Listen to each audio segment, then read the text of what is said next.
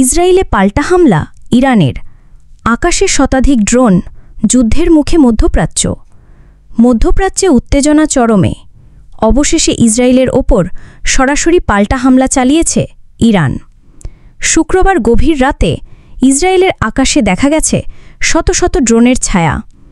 বিশ্বখ্যাত বার্তা সংস্থা এপি জানিয়েছে, ইরানের পক্ষ থেকে ইসরায়েলের দিকে ছোড়া হয়েছে প্রায় ১০০টি ড্রোন।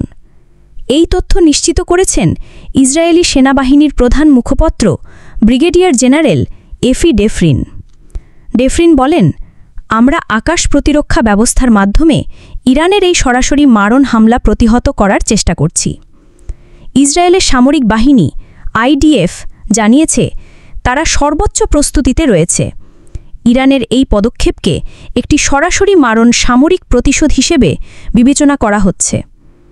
এদিকে ইসরায়েলের প্রধানমন্ত্রী নেতানিয়াহুর সরকার স্পষ্ট বার্তা দিয়েছে, আমরা এখন একটি সুনির্দিষ্ট পর্যায়ে পৌঁছেছি, অভিযান চলবে অনবরত। ইরানের পাল্টা হুঁশিয়ারি আরও ভয়াবহ। তেহরান জানিয়েছে, ইসরায়েলকে এর কঠিন মূল্য দিতে হবে। বিশ্বব্যাপী উদ্বেগ ছড়িয়ে পড়েছে এই হামলার ঘটনায়। তৃতীয় বিশ্বযুদ্ধের আশঙ্কা উড়িয়ে দিচ্ছেন না বিশ্লেষকরা।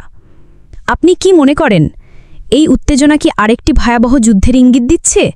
মন্তব্যে জানান।